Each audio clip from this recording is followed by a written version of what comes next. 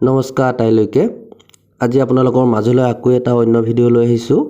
এই ভিডিঅ'টোত আমি আলোচনা কৰিম পৰিসীমা আৰু কালিৰ বিষয়ে। আমি দৈনন্দিন জীৱনত আমাৰ এই পৰিসীমা আৰু কালি এই দুয়োবিধে ব্যৱহাৰ কৰিয়ে আহিছোঁ, যেনে ঘৰ নিৰ্মাণ কৰাই হওক বা কিবা বেৰ দিয়াই হওক ইত্যাদি ইত্যাদি কামত। আহকচোন এতিয়া আমি ভিডিঅ'টোৰ জৰিয়তে অলপ বিতংভাৱে জানি লওঁ। এজন মানুহে তেওঁৰ সীমাৰ চাৰিওপিনে বেৰ দিয়াৰ কথা ভাবিলে। তেওঁৰ মাটিডৰা আছিল আয়তাকাৰৰ। তাত তেওঁৰ মাটিডৰা দীঘ আছিলে 55 ফুট আৰু তাৰ বহলটো আছিলে 25 ফুট। এতিয়া আমাক দিয়া আছিলে কি এটুকুৰা আয়তকাৰ মাটি, আৰু আয়তকাৰ মাটিটোৰ আমাক কি দিয়া আছে দীঘ আৰু প্ৰস্থটো দিয়া আছে। আয়তকাৰ যিহেতু ইয়াৰ কি হ'ব বিপৰীত বাহুটোৰ মানো একে হ'ব, গতিকে এইটো আমাৰ দীঘটো আছিলে কিমান 55 ফুট, গতিকে ইয়াৰ বিপৰীত বাহুটোৰ দৈৰ্ঘ্য হ'ব আমাৰ 55 ফুট। ঠিক তেনেদৰে আমাক প্ৰস্থটো দিছিলে আমাক কিমান 25 ফুট, গতিকে ইয়াৰ বিপৰীত বাহুটোৰ প্ৰস্থ কিমান হ'ব একে হ'ব আমাৰ 25 ফুট। যিহেতু তেওঁ কি কৰিব চাৰিওপিনে বেৰ দিব, গতিকে তেওঁ কিমান ফুট বেৰ দিব লাগিব, এতিয়া আমি কিমান ফুট দিব লাগিব, গতিকে আমি কি কৰিব লাগিব এই আটাইকেইটা আমি যদি যোগ কৰোঁ ইয়াৰ মুঠ কিমান দৈৰ্ঘ্য হয়তো পাই যাম। গতিকে আমাৰ ইয়াতে দিয়া আছে 55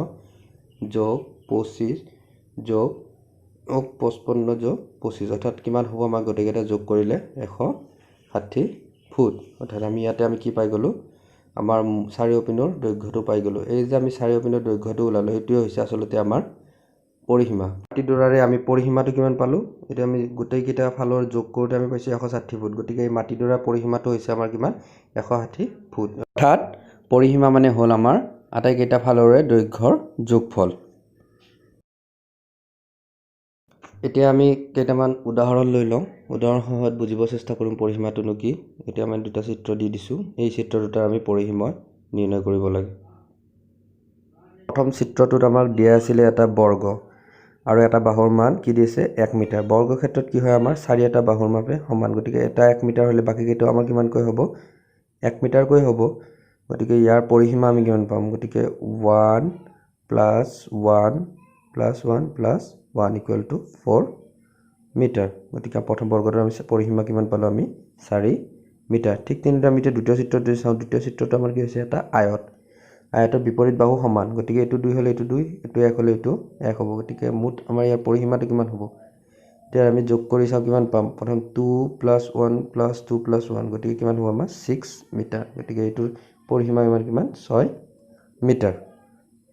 এতিয়া আমি অন্য এটা উদাহৰণ লৈ লৈছোঁ যে এই চিত্ৰটোৰ আমি পৰিসীমা নিৰ্ণয় কৰিব লাগে। আমাক দি দিছে কি এইটো বাহুৰ মান 2 মিটাৰ, এইটো আছে আমাৰ 4 মিটাৰ, আৰু এইটো বাহুৰ মান আমাক দিয়া নাই আৰু এইটো আমাক দিয়া হোৱা নাই, কিন্তু এইটো দিছে 1 মিটাৰ আৰু তলতো আছে আমাৰ কিমান 1 মিটাৰ। এতিয়া আমি চাব লাগে ইয়াৰ পৰিসীমানো কিমান হয়। যিহেতু আমাক কেইটামান বাহুৰ মান দিয়া হোৱা নাই, আমি এইটো কেনেদৰে উলিয়াই লওঁ, এইটো 4 মিটাৰ আছে ওপৰতো আৰু তলত এটা দিয়া আছে 1 মিটাৰ, আমি থাকিল কোনখিনি এই যে বাকী থকা অংশৰ মান কেনে পাম এইটো আৰু 4 মিটাৰৰ পৰা যদি আমি 1 মিটাৰটো বাদ দি দিওঁ তেতিয়াহ'লে আমি এইটো কিমান পাম 3 মিটাৰ। গতিকে এইটো বাহুৰ মান কিমান হ'ব আমাৰ 3 মিটাৰ। ঠিক তেনেদৰে চাওঁ যদি আমি এইপিনে এইখিনি 2 মিটাৰ, অৰ্থাৎ ওপৰৰ পৰা যদি ইয়াৰ সমানলৈ এইখিনিলৈ চাওঁ এইখিনি হ'ব 2 মিটাৰ। বাকী থকা অংশখিনি আমি ইয়াৰ বিপৰীত বাহুটোৰ মান দিয়া আছে 1 মিটাৰ, গতিকে 2 আৰু 1 দিলে কিমান হ'ল 3 মিটাৰ। গতিকে এতিয়া আমাৰ মুঠ পৰিসীমা কিমান হ'ব, গোটেইকেইটা যোগ কৰিলে আমি কিমান পাম 4 3 7 আৰু 1 8 8 1 9 9 3 12 12 2 14, গতিকে পৰিসীমা কিমান ইয়াৰ 14 মিটাৰ। পৰিসীমাটো আমি কি আটাইকেইটা বাহুৰ যোগফলটো ওলাই কিনেও নিৰ্ণয় কৰিব পাৰোঁ। ইয়াৰ উপৰিও আমি কিছুমান সূত্ৰৰ সহায়তো নিৰ্ণয় কৰিব পাৰোঁ। বৰ্গৰ ক্ষেত্ৰত পৰিসীমাৰ সূত্ৰটো হ'ব আমাৰ কি, যিহেতু বৰ্গৰ প্ৰতিটো বাহুৰ মানেই একে, গতিকে 4 পূৰণ এটা বাহুৰ দৈৰ্ঘ্য। ঠিক তেনেদৰে আয়তৰ যিহেতু বিপৰীত বাহুকেইটা সমান, গতিকে আয়তৰ ক্ষেত্ৰত আমাৰ সূত্ৰটো হ'ব 2 পূৰণ দীঘ যোগ প্ৰস্থ। মানুহ এজনে তেওঁৰ ঘৰৰ মজিয়াখনত টাইলছ লগোৱাৰ কথা ভাবিলে। মজিয়াখনৰ দৈৰ্ঘ্য আছিলে 16 ফুট আৰু প্ৰস্থ আছিলে 8 ফুট, আৰু তেওঁ যিখন টাইলছ আনিছিল টাইলছখনৰ দৈৰ্ঘ্যটো আছিলে 1 ফুট আৰু টাইলছকেইখন আছিলে বৰ্গ আকৃতি। গতিকে ইয়াত তেওঁ কিমানকেইখন টাইলছ লগোৱাব লাগিব, প্ৰথম যিহেতু আছে 16 ফুট, 1 ফুটকৈ আমি কেইখন লাগিব ইয়াতে 16 ফুট। ঠিক তেনেকৈ এইফালে যিহেতু প্ৰস্থটো আছিলে 8 ফুট, এইপিনে আমাক লাগিব কেইখন বহাব পাৰিম 8খন। গতিকে 16খনকৈ আমি কেইবাৰ দিব পাৰিম 8 বাৰ, অৰ্থাৎ আমাৰ মুঠ কিমানখন টাইলছ লগাব পাৰিম এইটো কেনেকৈ হ'ল 16 আমি হয়তো 8 বাৰ যোগ কৰি ওলাব পাৰিম নহ'লে যোগৰ বিকল্পৰো আমাৰ কি আছে পূৰণ 16 পূৰণ 8 সমান 16 পূৰণ 8 কৰিলে আমি কিমান পাম 16 8 গুণ হৈছে আমাৰ 128 অৰ্থাৎ আমি ঠাই টুকুৰা কিমান হয় 128টা এক একক বৰ্গৰে আগুৰি ৰখা হৈছে অৰ্থাৎ কোনো ঠাইত যদি আমি যিমানটা এক একক বৰ্গৰে আগুৰি ৰাখোঁ সেইখিনি হৈছে ঠাই টুকুৰাৰ কালি অৰ্থাৎ এই ঠাই টুকুৰাৰ কালি আমাৰ কিমান হ'ব 128 বৰ্গ ফুট আমি কেইটামান উদাহৰণৰ সহায়ত বুজিবলৈ চেষ্টা কৰিম প্ৰথমটো লৈছোঁ আমি 12 ফুট বাহু বিশিষ্ট এটা বৰ্গ গতিকে বৰ্গৰ কি চাৰিটা বাহু সমান গতিকে এটা 12 ফুট হ'লে এইপিনে আমি 12টা এক একক বৈশিষ্ট্য বৰ্গ বহুৱাব পাৰিম আৰু পথালিকৈ 12টা বৰ্গ গতিকে 12 12 গুণ আমাৰ কিমান হয় 12 পূৰণ 12 সমান 146 অৰ্থাৎ ইয়াৰে কালি হ'ব আমাৰ কিমান 146 বৰ্গ ফুট ঠিক তেনেদৰে আমি যেতিয়া দ্বিতীয় ছবিটো লক্ষ্য কৰোঁ ইয়াত দৈৰ্ঘ্য আছে কিমান 14 ফুট প্ৰস্থ আছে 6 ফুট গতিকে 14টা আৰু কেইবাৰ দিব পাৰিম 14কৈ আমি 6 বাৰ গতিকে 14 6 গুণ 84 বৰ্গ ফুট গতিকে চিত্ৰলৈ লক্ষ্য কৰোঁ ইয়াতে দুটা আমি চিত্ৰ লৈছোঁ প্ৰথমটোত আছে দৈৰ্ঘ্য 10 ফুট প্ৰস্থ আছে 6 ফুট দ্বিতীয়টোত দৈৰ্ঘ্য 13 ফুট প্ৰস্থ 4 ফুট এতিয়া আমি উলিয়াব লাগে এই দুটাৰ ভিতৰত কোনটোৱে বেছি ঠাই আগুৰি আছে এতিয়া ঠাই আগুৰি থকা মানে অৰ্থাৎ কোনটোৰ কালি বেছি প্ৰথমটোৰ কালি আমি কিমান পাম 10 কেইবাৰ দিব পাৰি আমি 6 বাৰ 10 6 গুণ 60 বৰ্গ ফুট আনহাতে আমাৰ দ্বিতীয়টোত আছে 13 কেইবাৰ আছে 13কে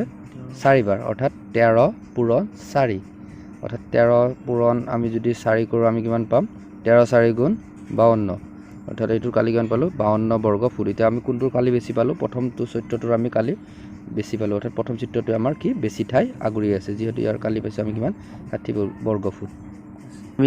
এতিয়া আমি দেখিলোঁ যে কালি মানে হৈছে কিমানখিনি ঠাই আগুৰি আছে এতিয়া এই আয়ত আৰু বৰ্গক্ষেত্ৰৰ ক্ষেত্ৰত আমি কিছুমান সূত্ৰ ব্যৱহাৰ কৰি কালিটো নিৰ্ণয় কৰিব পাৰোঁ যেহেতু বৰ্গক্ষেত্ৰৰ আটাইকেইটা বাহুৱে সমান গতিকে বৰ্গক্ষেত্ৰত কালি নিৰ্ণয় কৰাৰ সূত্ৰটো হ'ব বাহু পূৰণ বাহু আনহাতে আয়ত ক্ষেত্ৰৰ কালি নিৰ্ণয় কৰাৰ সূত্ৰটো হ'ল দিশ পূৰণ প্ৰস্থ এতিয়া আৰু কেইটামান আমি উদাহৰণ চাই লওঁ এতিয়া এখন আয়তাকাৰ ক্ষেত্ৰ লোৱা হ'ল এই ক্ষেত্ৰখনৰ দৈৰ্ঘ্য আছে 100 মিটাৰ আৰু প্ৰস্থ হ'ল 75 মিটাৰ এতিয়া আমি ক্ষেত্ৰখনৰ পৰিসীমা আৰু কালি নিৰ্ণয় কৰিব লাগে আমাক দি দিছে যে ক্ষেত্ৰখনৰ দৈৰ্ঘ্য হ'ল 100 মিটাৰ আৰু প্ৰস্থ আছে 75 মিটাৰ গতিকে আমি যদি ইয়াৰ পৰিসীমা ওলাব লাগে আয়তৰ পৰিসীমা সূত্ৰ কি আছিল 2 পূৰণ দিশ যোগ প্ৰস্থ গতিকে আমাৰ ইয়াতে দিশ আছে 100 আৰু প্ৰস্থ আছে 75 গতিকে এইখিনি আমি মুঠ কৰিলে কিমান পাম 2 পূৰণ সমান 175 গতিকে 350 মিটাৰ গতিকে আমি পৰিসীমা কিমান পালোঁ 350 মিটাৰ ঠিক তেনেদৰে কালিৰ সূত্ৰ কি আছিল আয়তৰ দিশ পূৰণ প্ৰস্থ দিশ আছে 100 মিটাৰ আনহাতে প্ৰস্থ আছিল 75 মিটাৰ গতিকে আমাৰ উত্তৰ কিমান হ'ব 7500 বৰ্গ মিটাৰ আকৌ এটা উদাহৰণ লৈছোঁ এজন মানুহে ঘৰৰ মজিয়াত টাইলছ লগোৱাৰ কথা ভাবিলে মজিয়াখনৰ দিশ আছিল 15 ফুট আৰু প্ৰস্থ আছিলে 12 ফুট 2 ফুট বাহু বিশিষ্ট বৰ্গাকাৰ কিমানখন টাইলছত মজিয়াখনৰ বাবে প্ৰয়োজন হ'ব প্ৰথম আমি চাব লাগিব মজিয়াখনে কিমান ঠাই আগুৰি আছে গতিকে মজিয়াখনৰ আমাক দিশ আৰু প্ৰস্থটো দি দিছে গতিকে ইয়াৰ মজিয়াখনৰ আমাৰ কালি কিমান পাম দিশ পূৰণ প্ৰস্থ অৰ্থাৎ 15 ফুট পূৰণ 12 ফুট সমান 180 বৰ্গ ফুট ঠিক তেনেদৰে টাইলছ এখনে আমাৰ কিমান ঠাই আগুৰি আছে যিহেতু টাইলছখন বৰ্গাকাৰত গতিকে 2 ফুট কৰি কিমান হ'ব 4 বৰ্গ ফুট এতিয়া আমি গম পালোঁ যে এখন টাইলছে 4 বৰ্গ ফুটকৈ আগুৰি আছে গতিকে দুখন টাইলছতে আমি 8 বৰ্গ ফুট তেনেদৰে আমাক মুঠ কিমানখন লাগিব গতিকে 180ক যদি আমি 4ৰে হৰণ কৰি দিওঁ আমি মুঠটো পাই যাম অৰ্থাৎ আমাৰ কিমান হ'ব 45খন টাইলছৰ প্ৰয়োজন হ'ব এই ভিডিঅ'টোৰ জৰিয়তে আজি মই আপোনালোকৰ আগত আয়ত ক্ষেত্ৰ আৰু বৰ্গক্ষেত্ৰৰ কালি আৰু পৰিসীমাৰ কিছু ধাৰণা দিবলৈ চেষ্টা কৰিছোঁ ভিডিঅ'টো কেনেকুৱা পালে আপোনালোকে সকলোৱে কমেণ্ট কৰি জনাব ভাল লাগিলে লাইক কমেণ্ট আৰু ছাবস্ক্ৰাইব কৰি দিব ধন্যবাদ